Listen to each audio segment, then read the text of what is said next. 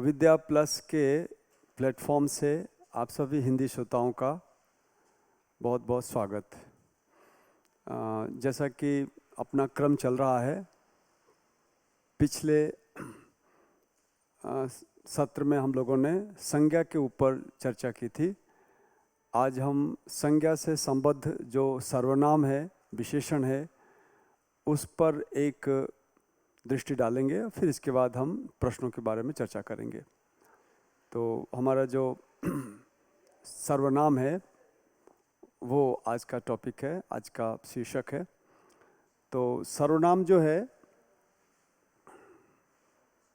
आप देखें,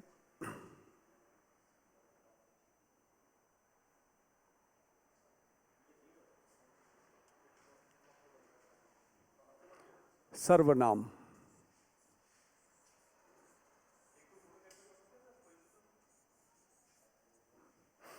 मैं चाहूँगा सबसे पहले आप सर्वनाम का जो पूरा प्रकरण है वो मुश्किल से 10 मिनट का है।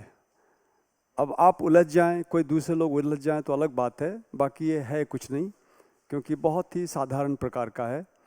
सर्वनाम, सर्व का मतलब होता है सब, सभी, और नाम का मतलब होता है अभिधान या संज्ञा, यानी जो सबके लिए जिस शब्द का प्रयोग होता है, सबके लिए जिस शब्द का हम प्रयोग करते हैं, उस शब्द को सर्वनाम कहते हैं। जैसे उदाहरण के लिए आप देखें, मैं परिभाषा वगैरह बाद में लूँगा। राम मेरा मित्र है, राम मेरा मित्र है, और वो महाविद्यालय में पढ़ता है। अब मैं पुनः लिखता हूँ, राम महाविद्यालय में पढ़ता है, राम महाविद्यालय में पढ़ता है, तो ये उतना सुसंगत नहीं लग रहा है भाषा की दृष्टि से। बजाय इसके हमें ये कहना अच्छा लगेगा कि वह महाविद्यालय में पढ़ता है।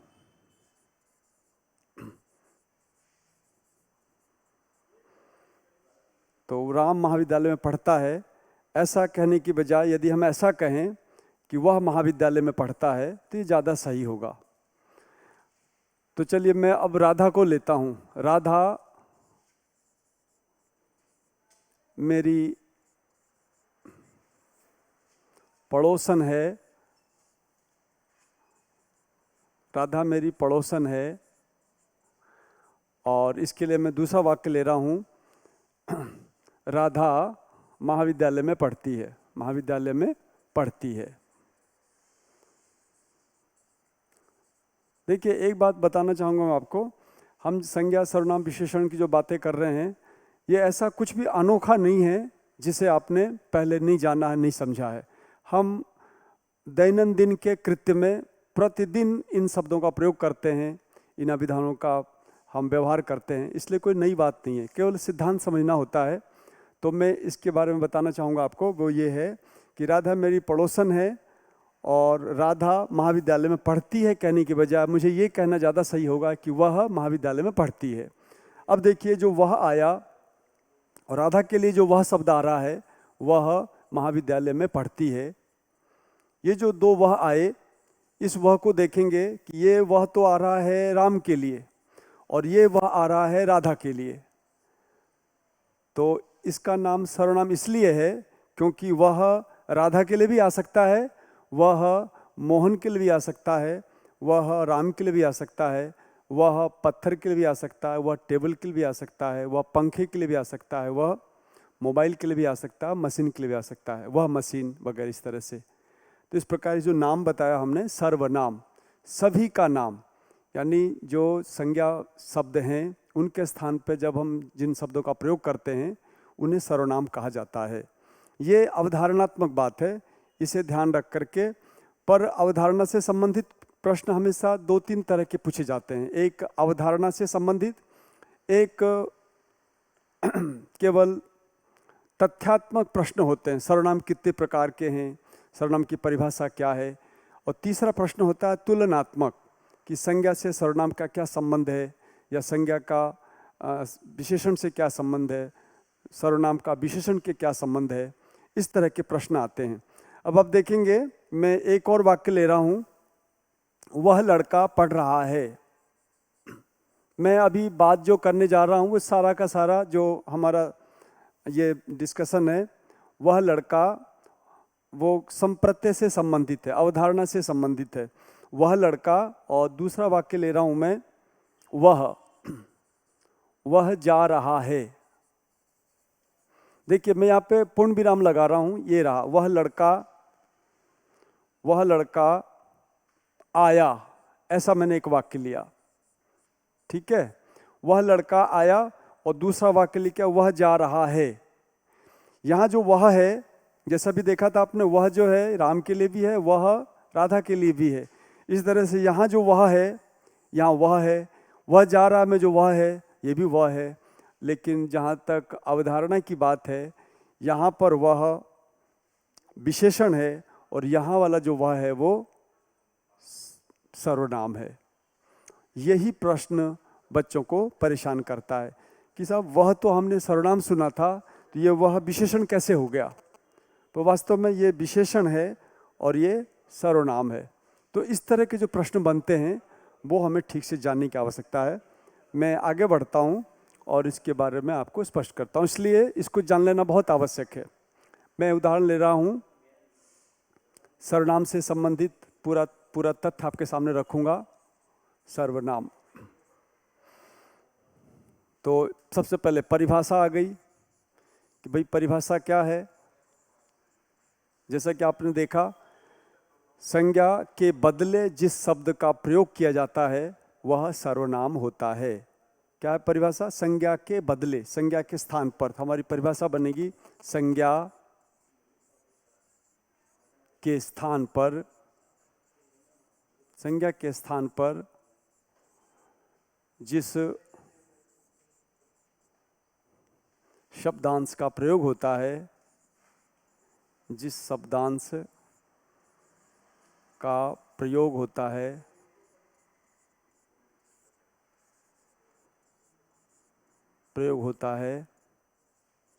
उसे सर्वनाम कहते हैं, उसे सर्वनाम कहते हैं।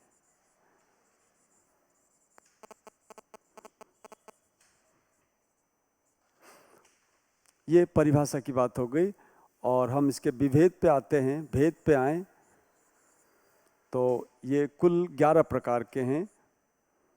उन 11 की चर्चा मैं यहाँ कर देता हूँ। सबसे पहले वो है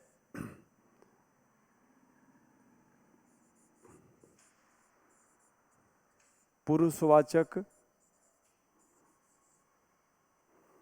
दूसरा है निजवाचक,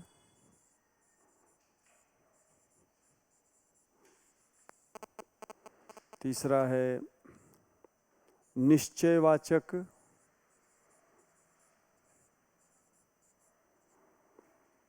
चौथा है निश्चय का विलोम अनिश्चयवाचक सर्वनाम, अनिश्चयवाचक। फिर आप देखेंगे अगला सर्वनाम है प्रश्नवाचक,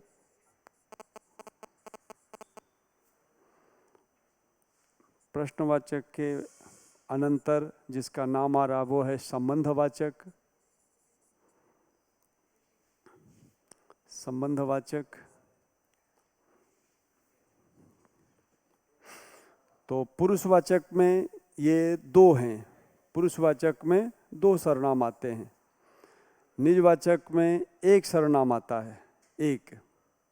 निजवाचक में जो सर्वनाम की संख्या है वो है 1।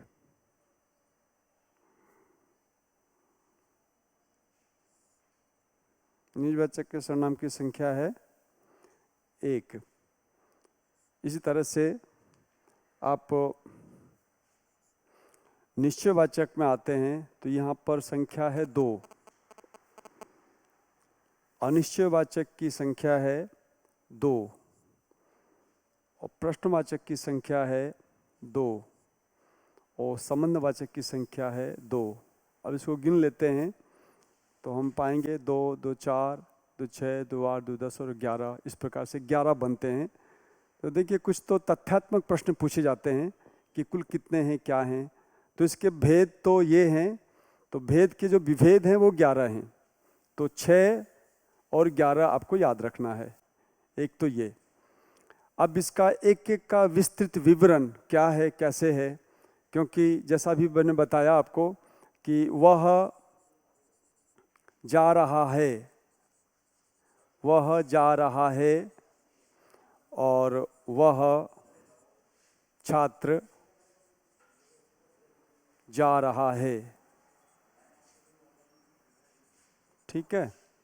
ये जो आपके 2 वाक्य हैं, इसमें जो वह है, ये वह एक जैसे नहीं है, क्योंकि ये जो वह है, ये वह है क्या? ये वह है सर्वनाम, और ये जो वह है, ये वह है विशेषण। ये फर्क लेके चलना, अक्सर प्रश्न पूछा जाता है, इसको लेके चलना है आपको अपने साथ।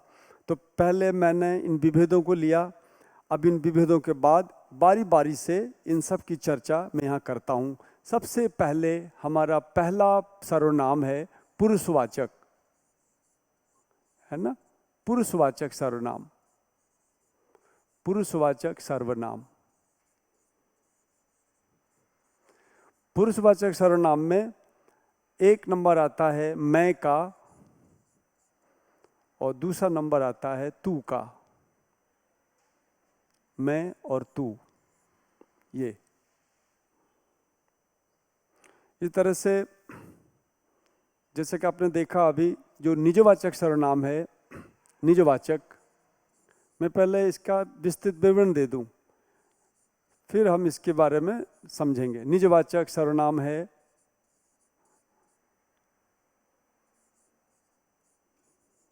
निजवाचक सर्वनाम के अंतर्गत आएगा नंबर 1 आप। बस ये आप अकेला जो है निजवाचक है। ये पहला, ये दूसरा, इस तरह से हम 6 नंबर तक जाएंगे। तीसरा है हमारे पास निश्चयवाचक,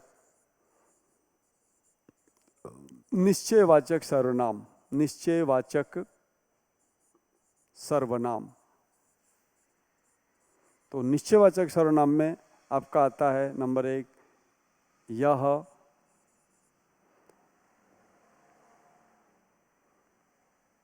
एक आ रहा है यह, यह, और दूसरा है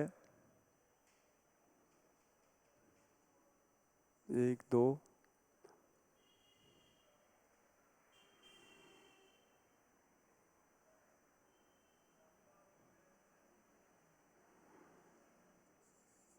तीन, ये है 4, 5वां देखिए यह और वह।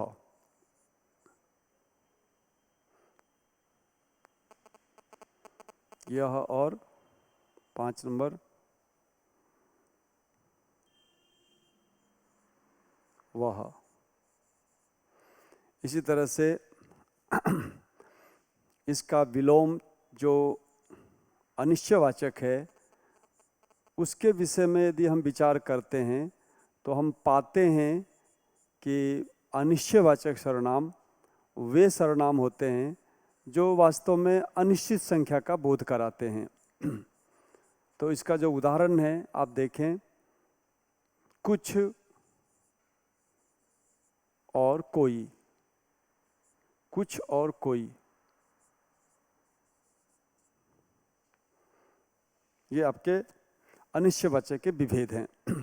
इस तरह से आप पंचम क्रम में देखें तो यहाँ पर संबंधवाचक सर्वनाम को लिया जा सकता है। संबंधवाचक सर्वनाम, इसमें क्या आएगा? तो जो 8 नंबर में और 9 नंबर में हम ले रहे हैं सो को ही मानक हिंदी में, खड़ी हिंदी में वह भी कह दिया जाता है। इस तरह से ये हो गया। और फिर इसके बाद आता है 6 नंबर में आप ले सकते हैं प्रश्नवाचक सर्वनाम। तो प्रश्नवाचक के वाक्य में जिस सर्वनाम को आप बार बार देखेंगे वो सर्वनाम है क्या और किसको, क्या और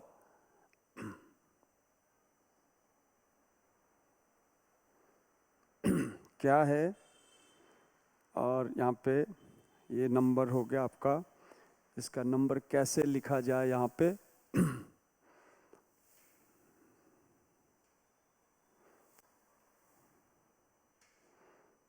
मैं इसे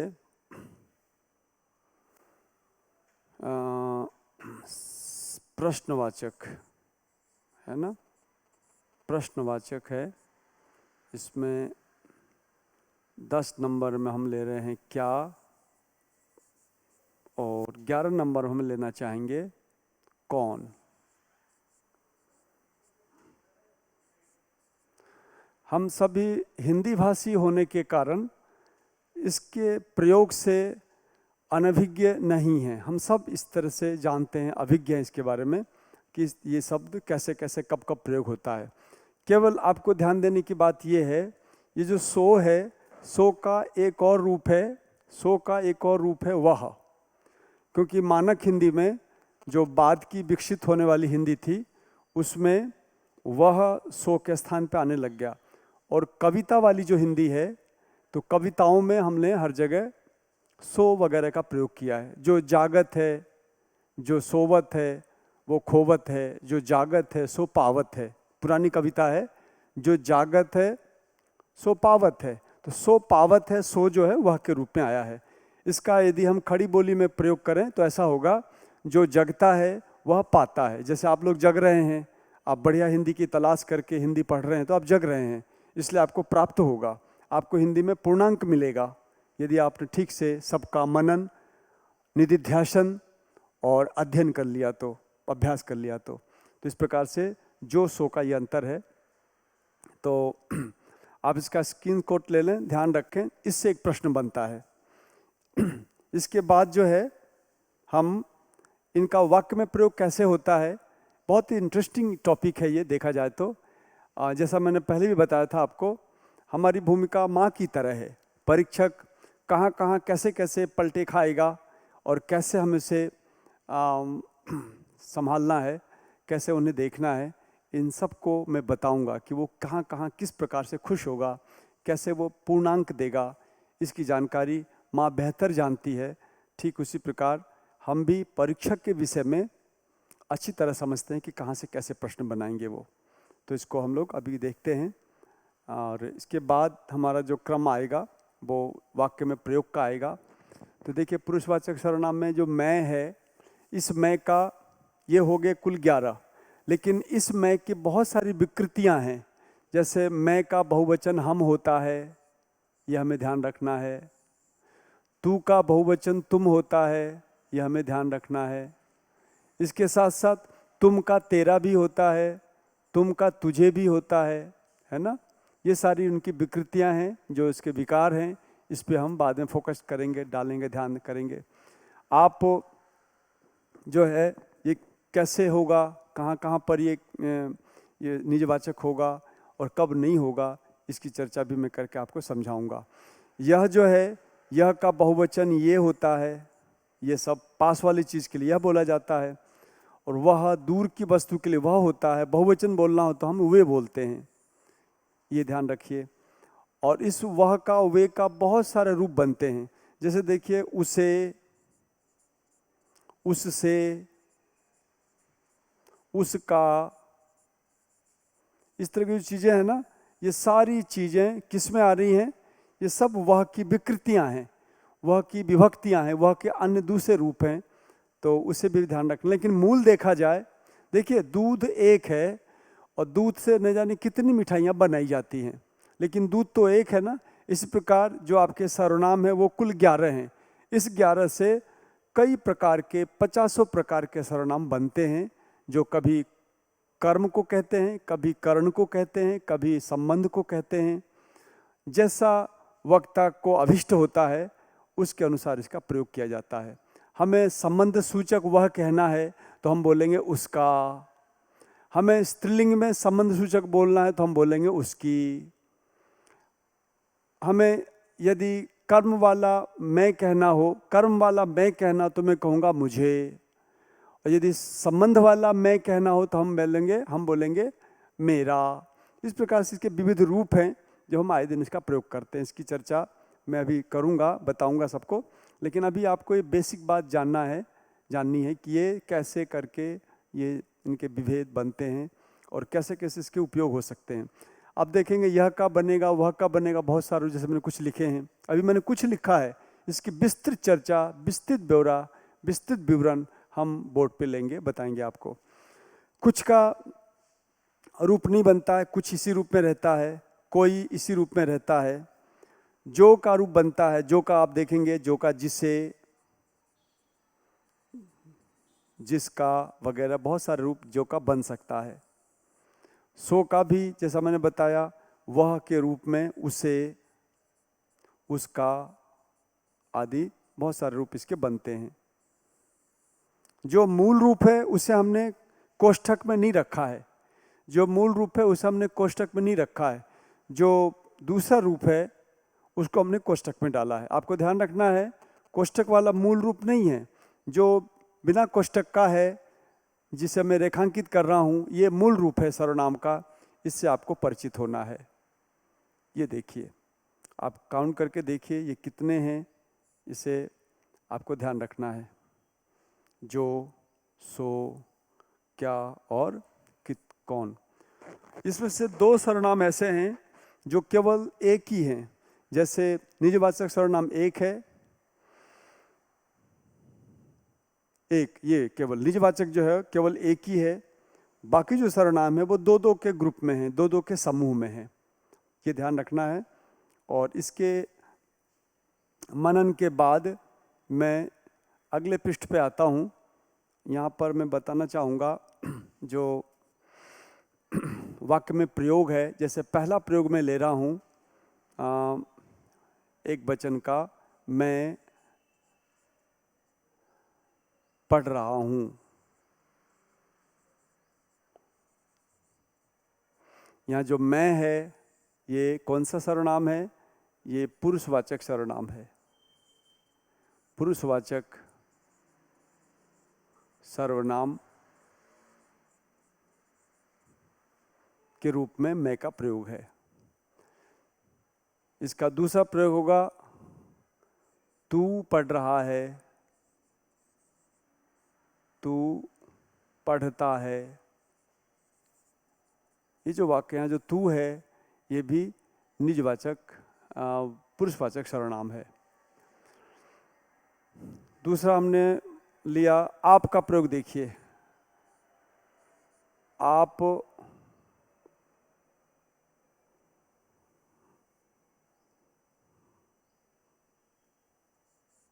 तुम स्वयं,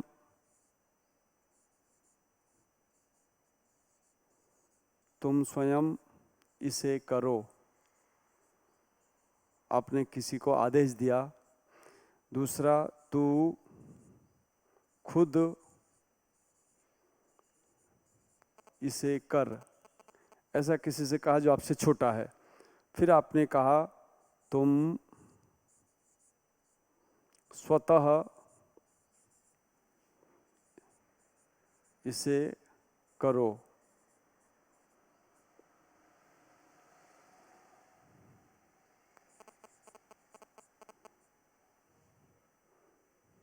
मैं दूसरा ले लेता हूं, मैं इसके साथ तुम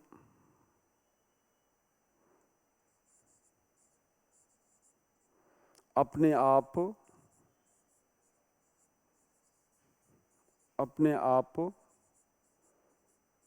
इसे करो। चौथा देखिए, आप अपने आप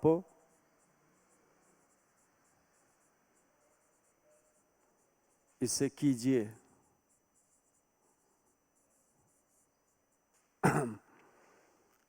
आप अपने आप इसे कीजिए।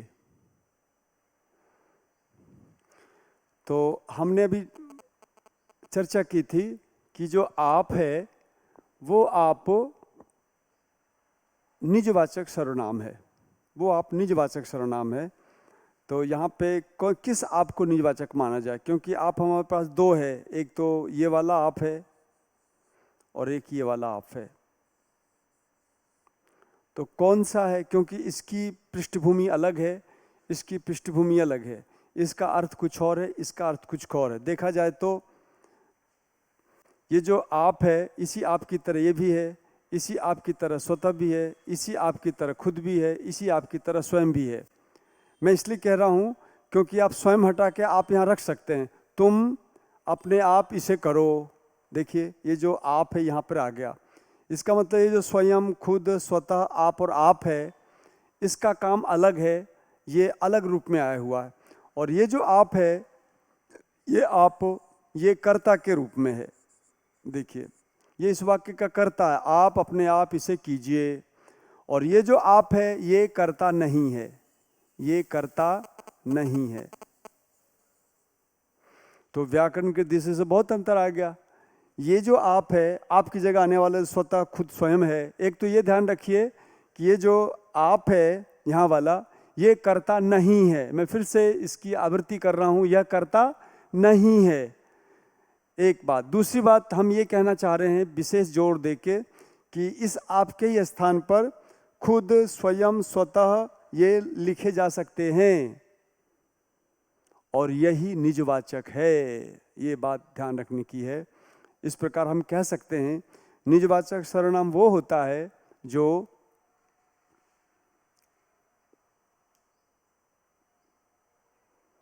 कर्ता का काम नहीं करता है। ये जो स्वयं है, ये तुम के साथ आ गया, खुद जो है तू के साथ भी आ गया, स्वतः तुम के साथ भी आ गया, आप जो है तुम के साथ आ रहा है, ये जो आप है आपके साथ आ रहा है। तो इस तरह से बीच वाला जो आपका आप है और आपकी जगह पर आने वाला स्वयं, स्वतः, खुद है, ये सारे के सारे आपके ही पर्याय हैं। इसलिए इसको हम कहेंगे ये सारे क्या हैं? ये सारे के सारे निजवाचक सर्वनाम हैं, निजवाचक सर्वनाम हैं। ऐसे समझना है इसको। आप कहेंगे साहब ये क्या है? जो कर्ता बन रहा है निजवाचक सर्वनाम है और कर्ता नहीं है, कर्ता नहीं है, ये कोई भी कर्ता नहीं है। तो आप कहेंगे फिर ये आप कहाँ गया? क्योंकि आपको सर्वनाम मैंने कहा था। तो वस्तुतः हमारी परिभाषा ये है, जो कर्ता का काम न करे और आपके रूप में हो, आपके स्थान पे स्वतः खुद वगैरह हो, उसे हम निजवाचक सर्वनाम कहते हैं। ये जो आपका आप है, ये कर्ता के रूप में है, ये निजवाचक सर्वनाम नहीं है, निजवाचक नहीं, ये निजवाचक नहीं है। तो ये है क्या? ये वास्तव में तू का आदर रूप है, तू का आदर रूप है। ये ध्यान रखिए। आपके बारे में हमारा स्टेटमेंट बिल्कुल अलग है। आपके बारे में हमारे पास 2-3 स्टेटमेंट है, 2-3 बयान है, 2-3 वक्तव्य हैं, कथन है। वो ये है कि आप तू का आदर रूप है, ये कर्ता है, ये निजवाचक सर्वनाम नहीं है। और ये जो आप है, ये आप कर्ता नहीं है, क्योंकि इस वाक्य कर्ता कीजिए है। कीजिए को किसके अनुसार लिखा गया है? आपके अनुसार लिखा गया है। करो को किसके अनुसार लिखा गया है? तुम के अनुसार लिखा गया है। इस करो को भी हमने तुम के अनुसार लिखा है, इस कर को हमने तू के अनुसार लिखा है, इस करो को तुम के अनुसार लिखा है। तो जितने भी क्रियाएं हैं ना, वो सारी क्रियाएं कर्ता के अनुसार लिखी गई हैं। इसलिए यहाँ पे कर्ता तुम, तू, तुम, आप और ये सब हैं। और यहाँ जो आप आ रखा, ये निजवाचक सर्वनाम नहीं है, क्योंकि ये कर्ता रूप में है। और ये कर्ता रूप में क्यों है भाई? किस रूप में है? तो तुम का आदर वाला फॉर्म है। हिंदी में बड़े व्यक्ति को आप कहा जाता है और छोटे को तू या तुम कह सकते हैं। ये हिंदी की परिपाटी है। अंग्रेजी में ऐसा नहीं। अंग्रेजी में छोटे को भी यू और बड़े को भी यू कहा जाता है। तो इस प्रकार से आप पाएंगे कि ये जो आप है, आपके कारण ये क्रिया आ रही है, इसलिए आप क्या है? ये निजवाचक सर्वनाम नहीं है। ये कौन सा सर्वनाम है? तो तू का आदर रूप है, इसलिए ये पुरुषवाचक सर्वनाम है। ये क्या है? पुरुषवाचक सर्वनाम है। तो एक बार फिर से मैं 3-4 वक्तव्य देना चाहता हूं जो महत्वपूर्ण आपके समझने के लिए। ये जो आप है, ये कर्ता का काम कर रहा है। एक, नंबर 2, ये जो आप है, ये जो आप है, ये तू का आदर रूप है 2, और ये जो आप है पुरुषवाचक सर्वनाम है, क्योंकि ये तू का आदर रूप है तो पुरुषवाचक सर्वनाम हुआ, क्योंकि तू जो है पुरुषवाचक सर्वनाम में आया हुआ है। और चौथी बात ये है कि ये निजवाचक सर्वनाम नहीं है। क्यों नहीं है? क्योंकि ये कर्ता बन के आ रहा है इसलिए, जबकि ये जो आपका आप है ये कर्ता नहीं है, इसलिए ये निजवाचक सर्वनाम है। तो आपके जो प्रश्न बनते हैं ना, ये सर्वनाम की जब बारी आती है तो इसमें से प्रश्न अक्सर पूछा ही जाता है। आपको साफ साफ अब ध्यान रखना है 2 बातें। एक तो ये, आप निजवाचक सर्वनाम तब बनेगा जब आप कर्ता नहीं होगा वाक्य का, और जो निजवाचक सर्वनाम होता है वो कर्ता नहीं होता है, और ये किसी के भी साथ आ जाता है। तू अपने आप कर ले, मैं अपने आप कर लूँगा, वे अपने आप कर लेंगे, लोग अपने आप जा रहे थे, लड़कियां अपने आप गा रही थीं, लड़के अपने आप खेल रहे थे, बच्चा अपने आप पतंग उड़ा रहा था। तो बच्चा के साथ, लड़की के साथ, लड़का के साथ, लोगों के साथ, किसी के भी साथ आप आ जाता है। तो वो जो बाद में आप आ रहा है, जो कर्ता का काम नहीं कर रहा है, वही आप निजवाचक सर्वनाम है। और जब आप कर्ता बन के आ जाए, आप कहाँ जा रहे हैं, तो आप आदर सूचक शब्द है, हम जा रहे हैं बोल रहे हैं, तो आप हो गया कर्ता। तो आप जा रहे हैं में जो आप है वो कर्ता है, वो आपका निजवाचक सर्वनाम नहीं है। ये हमें ध्यान रखने की आवश्यकता है, तो इससे अपना काम हो जाएगा। इसके बाद हम लेंगे अगला कि ये, तो अभी हमने समझा किसे, पुरुषवाचक सर्वनाम को समझा और निजवाचक सर्वनाम को समझा कि कैसे निजवाचक में आप है भी नहीं भी है। तीसरा हम ले रहे हैं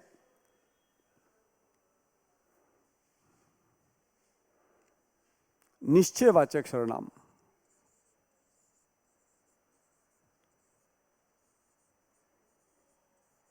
निश्चयवाचक सर्वनाम ये बहुत स्पष्ट है। जब एकाकी इसका प्रयोग हो, एकाकी, आपको पता ही यह और वह होता है, ये यह और दूसरा है वह। तो कैसे प्रयोग करेंगे? यह पढ़ रहा है, तो यहाँ पे जो यह है क्या है? निश्चयवाचक सर्वनाम है। वह पढ़ रहा है,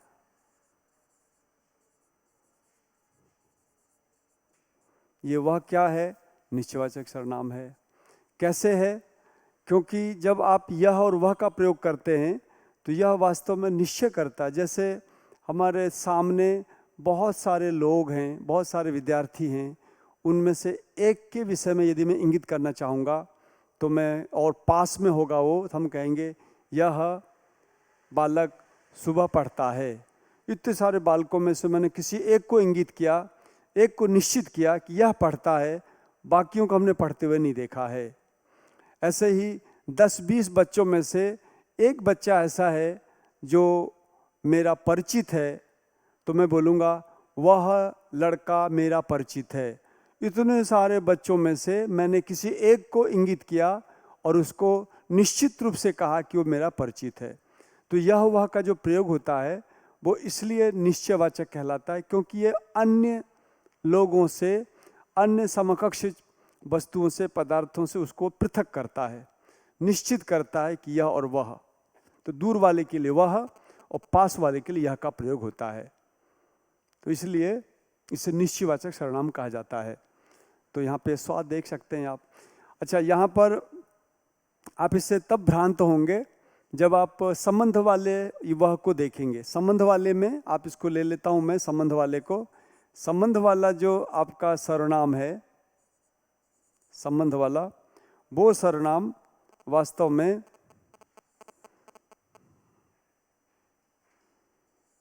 इसके साथ मिलन करने की इच्छा रखता है। संबंधवाचक सर्वनाम, संबंधवाचक सर्वनाम। तो आप देखें सर्वनाम संबंधवाचक में एक तो होता है जो, और एक होता है सो या वह।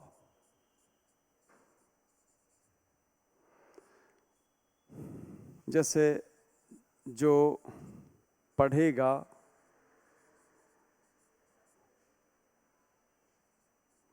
वह सफल होगा।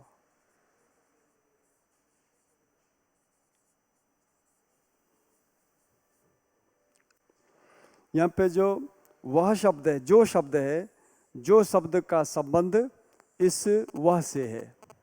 तो संबंधवाचक की विशेषता होती है कि जो और सो जो शब्द आते हैं वो एक दूसरे से संबंध रखते हैं, और यहाँ जो यह वह आता है वह अकेला रहता है। यहाँ पर जो यह वह है वो एक दूसरे से संबंध रखने के कारण अकेला आ ही नहीं सकते। वो जो के साथ सो का संबंध है, इसलिए जो और सो, जो और वह संबंधवाचक है। यदि वह अकेला आ रहा है तो वो जाएगा निश्चयवाचक में, और यदि वह जो के साथ आ रहा है तो वह जाएगा संबंधवाचक में। इसका बहुवचन होगा जो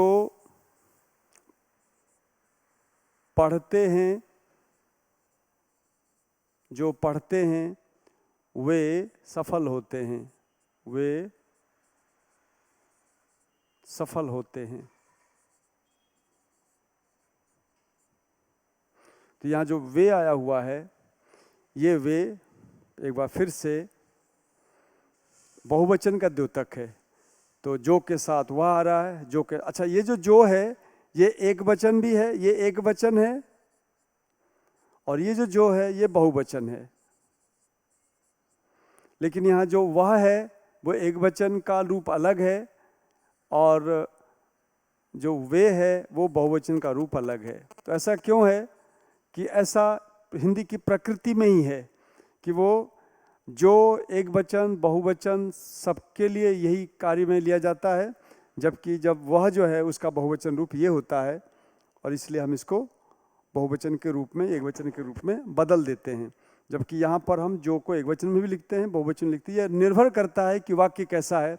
वाक्य के प्रयोग से पता चलता है कि जो एक वचन है या बहुवचन है। आपको सर्वनाम आदि समझने के लिए सबसे पहला काम जो आपको करना है वो ये है, आप जो बोल रहे हो, लिख रहे हो, समझ रहे हो, उसको और ज़्यादा ध्यान देना शुरू करो। वो सब कुछ आपके आसपास है, कहीं दूर नहीं है। ये कोई अंग्रेजी भाषा नहीं है, ये हिंदी भाषा है।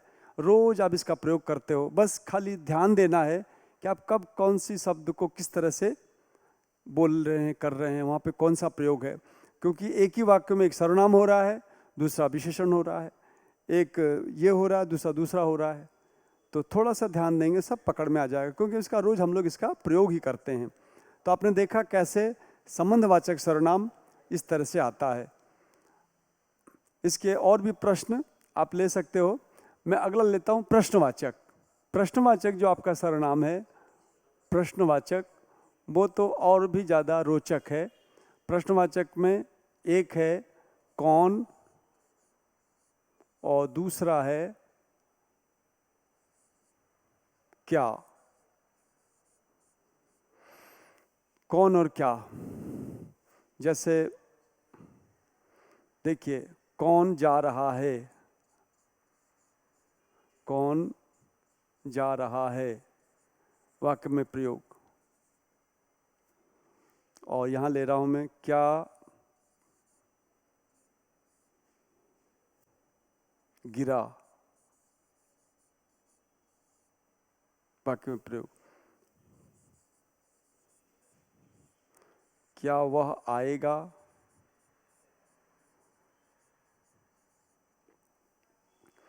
अब देखिए मैंने 3 वाक्य लिए हैं। ये जो कौन है ये प्रश्नवाचक सर्वनाम है, ये जो क्या है ये प्रश्नवाचक सर्वनाम है, लेकिन ये जो क्या है ये प्रश्नवाचक सर्वनाम नहीं है। क्यों नहीं है? क्योंकि यह है किसी संज्ञा के स्थान पर नहीं आया है। देखिए बहुत ध्यान से समझने की आवश्यकता है। ये जो क्या है किसी संज्ञा के स्थान पर नहीं आया है, ये तो केवल प्रश्न बनाने के लिए वाक्य में आया हुआ है। जैसे अंग्रेजी में पास्ट टेंस में डिड का प्रयोग हो जाता है, डिड का कोई अर्थ नहीं होता है। ठीक है, ऐसे यहाँ जो क्या आया हुआ है वो केवल और केवल प्रश्न बनाने के लिए आया हुआ है, इसलिए ये सर्वनाम का काम नहीं कर रहा है। सर्वनाम का मतलब होता है संज्ञा के बदले क्या परिभाषा है? संज्ञा के बदले, संज्ञा के बदले, संज्ञा के स्थान पर, संज्ञा के बदले जो आए वो आता है। तो आप देखिए ये जो क्या है ना, ये जैसे यहाँ पे क्या का मतलब पत्थर है, तो देखिए किसके लिए आया है ये क्या किसके लिए आया है? जैसे प्रश्न पूछने वाले को नहीं पता क्या गिरा, लेकिन मुझे पता है पत्थर गिरा, तो वास्तव में क्या का अर्थ पत्थर है। तो ये पत्थर संज्ञा के लिए आया कि नहीं आया है? तो चूंकि ये पत्थर के लिए आया हुआ है और ये पत्थर क्या है? संज्ञा है, ये पत्थर संज्ञा है, इसीलिए हम कहेंगे कि क्या जो है पत्थर संज्ञा के लिए आया हुआ, इसलिए सर्वनाम है। लेकिन ये जो क्या है, ये क्या वह आएगा, ये क्या पत्थर के लिए, ये क्या पत्थर के लिए, व्यक्ति के लिए, पत्थर के लिए या व्यक्ति के लिए आया है क्या? देखिए तो क्या वह आएगा, इसमें न तो पत्थर के लिए आया है ये और न ही किसी व्यक्ति के लिए आया है, यानी संज्ञा के लिए आया हुआ नहीं है, ये केवल प्रश्न बनाने के लिए आया हुआ है। इसलिए ये संज्ञा के बदले ये वह नहीं है, संज्ञा के बदले ये नहीं है, इसलिए क्या हो जाएगा? ये कुछ भी हो, ये कुछ भी हो, सर्वनाम तो नहीं है, प्रश्नवाचक सर्वनाम नहीं है। अब बताइए ऐसा यदि प्रश्न आ जाए परीक्षा में तो आप इसका समाधान कैसे करेंगे? आप भ्रांत होंगे कि नहीं होंगे? क्योंकि आपने याद कर रखा है क्या को हमने सर्वनाम के रूप में सीखा है। अरे भाई सीखा तो है, लेकिन क्या तब सर्वनाम बनेगा जब ये क्या किसी संज्ञा के बदले आएगा। यदि क्या प्रश्न बनाने के लिए आ रहा है, असल में ये जो क्या है ना, ये क्या प्रश्न भी बना रहा है और संज्ञा के बदले में भी आया है, दो काम कर रहा है। लेकिन ये जो क्या है, ये केवल और केवल प्रश्न बनाने के लिए आया हुआ है, संज्ञा के बदले नहीं आया है, इसलिए सर्वनाम में नहीं है। तो ये सर्वनाम नहीं है। क्या क्या है? क्या सर्वनाम, क्या सर्वनाम नहीं है। मैं फिर से 4 वक्तव्य दे रहा हूँ, 4 बयान दे रहा हूँ, 4 अभिव्यक्ति दे रहा हूँ। वो ये कि कौन व्यक्ति के लिए आता है और ये सर्वनाम है, कि कौन का जो उत्तर है मोहन है, तो मोहन एक व्यक्ति है संज्ञा, इसलिए कौन प्रश्नवाचक सर्वनाम है।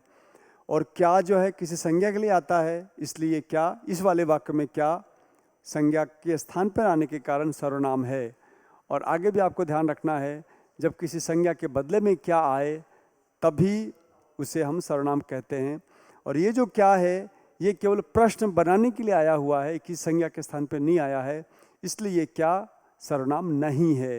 ये हमें ध्यान रखने की आवश्यकता है। यदि आप समझ जाएंगे इस चीज़ को तो आपकी ऐसी कोई समस्या नहीं होगी, आप इसे आराम से कर सकेंगे। इसके बाद बारी आती है, आपने देखा अभी हमारे पास आया पुरुषवाचक सर्वनाम, ठीक है ना, मैं संक्षेप पुरुषवाचक, फिर अपने पास आया निजवाचक सर्वनाम, ठीक है, फिर हमने लिया निश्चयवाचक सर्वनाम, फिर हमने लिया अनिश्चयवाचक सर्वनाम, फिर आपने देखा अभी व्याख्यान वो संबंधित था प्रश्नवाचक सर्वनाम से।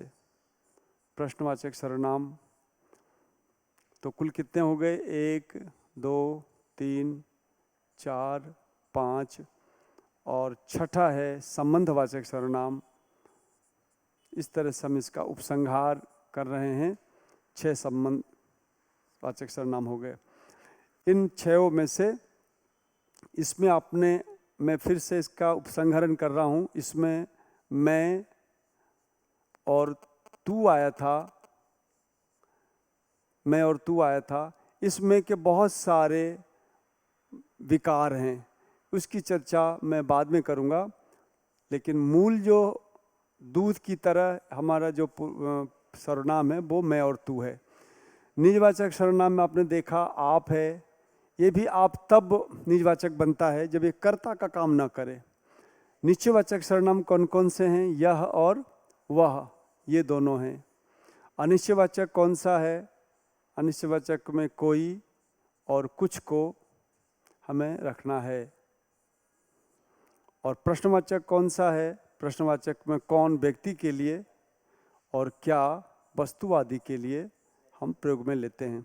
संबंध वाला कौन सा है? जो और सो।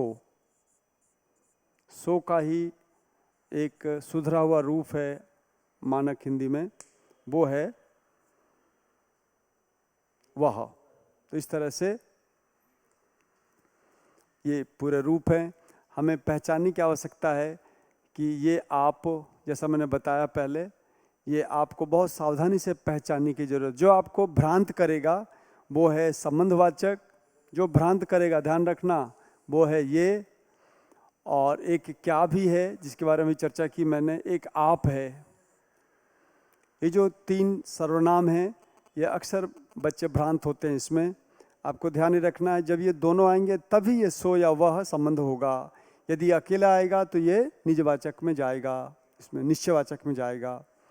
इस तरह से आप का पर्याय है स्वयं, स्वतः, खुद और आप। ये चारों एक दूसरे के पर्याय हैं। ये जब कर्ता नहीं होंगे तभी सर्वनाम कहलाएंगे, और यदि कर्ता हैं तो सर्वनाम नहीं होंगे। और मैं, तू के बहुत सारे रूप हैं, इनके बहुत सारे रूप हैं। इसे हम अगले सेशन में और अगले वीडियो में चर्चा करेंगे। मैं थोड़ी सी चर्चा अनिश्चयवाचक की कर दूं। तो अनिश्चयवाचक जो अपना सर्वनाम है उसके हमने अभी तक कोई प्रयोग नहीं लिए थे, तो उन प्रयोगों को ध्यान से देखिए। अनिश्चयवाचक सर्वनाम में कुछ और कोई, ये दो प्रकार हैं, कुछ और कोई। कुछ आता है, कुछ किसके लिए आता है? कुछ पदार्थ के लिए आता है। अधिकतर व्यक्ति के लिए भी आ सकता है। कुछ जा रहे थे, कुछ आ रहे थे, तो पदार्थ के लिए भी है और व्यक्ति के लिए भी है, दोनों के लिए आ सकता है। ये उदाहरण देखिए, पदार्थ और व्यक्ति के लिए कैसे? देखिए, पदार्थ का है कुछ गिरा, व्यक्ति के लिए है कुछ जा रहे थे। इस तरह से कुछ जा रहे थे ये हो गया, कुछ गिरा ये हो गया। फिर हम कोई को लेते हैं, तो कोई का जो प्रयोग है वो वास्तव में व्यक्ति के लिए ही होता है। कैसे?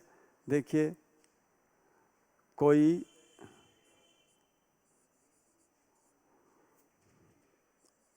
आया क्या? कोई आया क्या? इस तरह से जो प्रश्न किया गया, यहाँ पे आप देख रहे हैं कोई जो शब्द है वो अनिश्चयवाचक सर्वनाम है। अनिश्चयवाचक सर्वनाम है। और जो क्या है, ये जो क्या है ये सर्वनाम जैसा लग रहा है, पर वास्तव में क्या सर्वनाम नहीं है। तो क्या है ये तो प्रश्नवाचक शब्द है और ये अन्य संवर्ग में जाएगा, क्योंकि क्या जो है ना यहाँ पे किसी संज्ञा के बदले आया हुआ नहीं है ये, इसलिए क्या को हम सर्वनाम नहीं मानेंगे। क्या सर्वनाम नहीं है, क्या सर्वनाम नहीं है।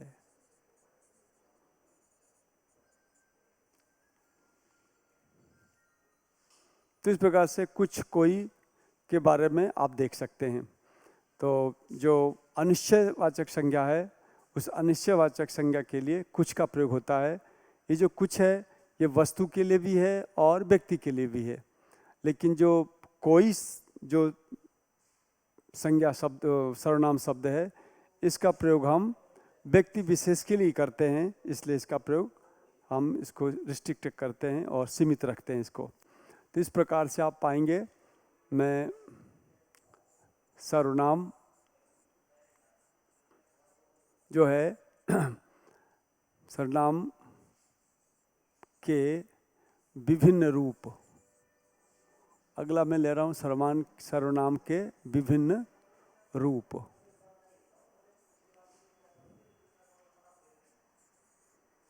विभक्ति क्रम से, विभक्ति क्रम से। जैसे देखिए, मैं सबसे पहले लेना चाहूँगा मैं और तू को। तो कर्तृकारक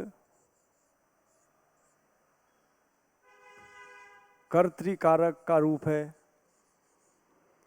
फिर कर्म कारक का रूप है, फिर करण कारक के रूप में ये है,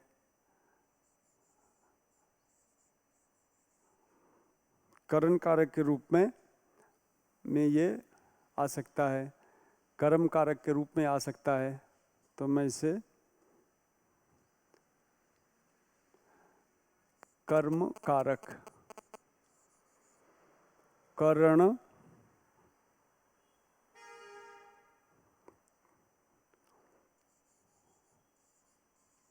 करण कारक, ये सब कारक कहलाते हैं।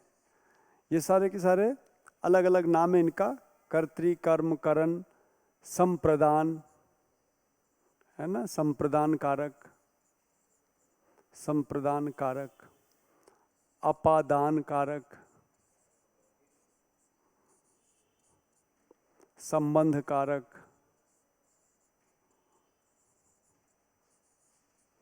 और फिर अधिकरण कारक, अधिकरण कारक। तो देखिए 1 2 3 4 5 6 और 7, अभी मैं सर्वनाम के जितने भी विभेद हैं, मैं तू वगैरह, उनके सबके अलग अलग रूप बनेंगे। जैसे कर्तृकारक में एक वचन में और बहुवचन में अलग अलग रूप बन रहे हैं। तो एक वचन में क्या बनता है? एक वचन में बनता है मैं। कर्म कारक में बनेगा मुझे। इसी का दूसरा रूप मुझको भी बन सकता है, मुझको का भी प्रयोग किया जा सकता है। करण कारक में क्या बनेगा? इसमें बनेगा मुझसे। संप्रदान में शब्द बनने वाला है मेरे लिए। अपदान में बनेगा करण की तरह, करण की तरह ये बनेगा मुझसे। संबंध में बनेगा ये मेरा, और अधिकरण बनेगा मुझ में। तो पहला जो आपका रूप है, बहुत सावधानी से इसे देखेंगे।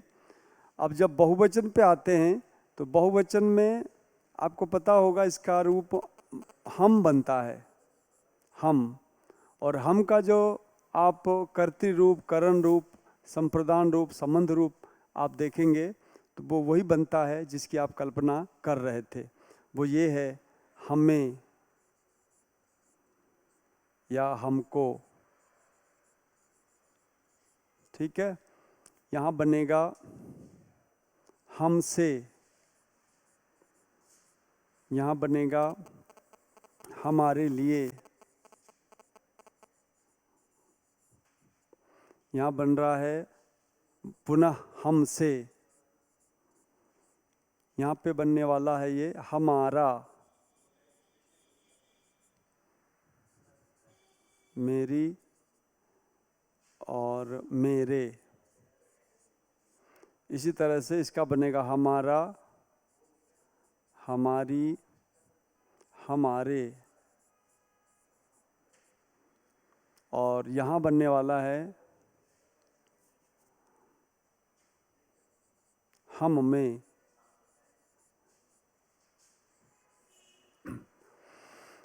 अब आपसे परीक्षक ये पूछेगा कि भाई हम जो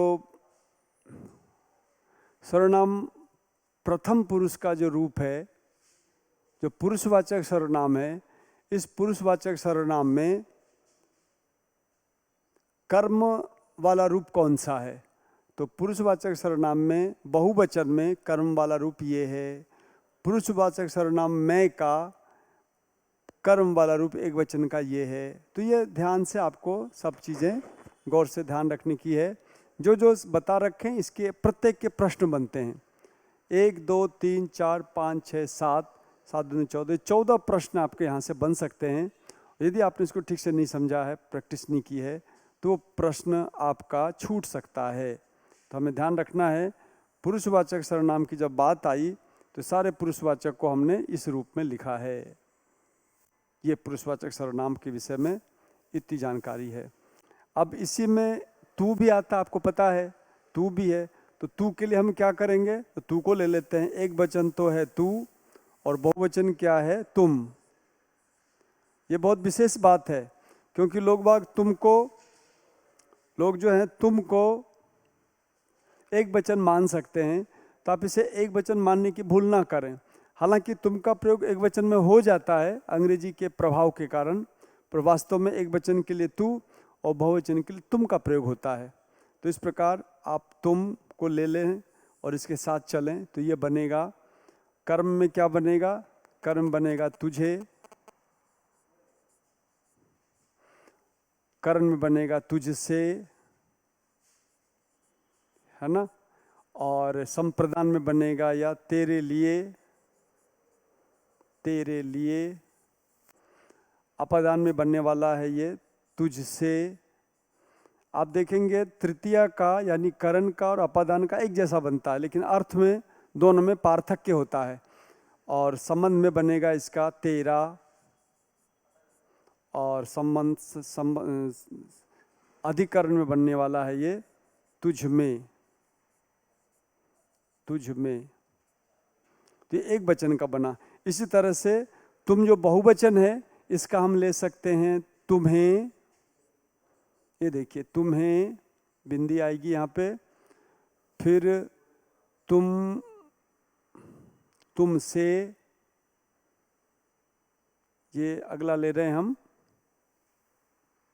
तुमसे। यहाँ बनेगा तुम्हारे लिए।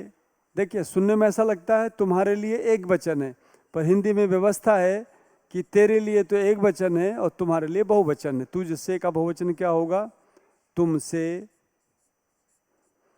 इस प्रकार से तेरा का बहुवचन होगा तुम्हारा, तुम्हारी आदि, और तुझ में का हो जाएगा तुम में, तुम में। ये तो हमने अब तक आपका जो विशेषण किया है वो पुरुष के वाचक जो सर्वनाम थे उसके हिसाब से था। बाकी का जो अवशेष है उसकी चर्चा मैं अगले सत्र में करूंगा। तब तक के लिए आपको बहुत बहुत धन्यवाद। जय हिंद।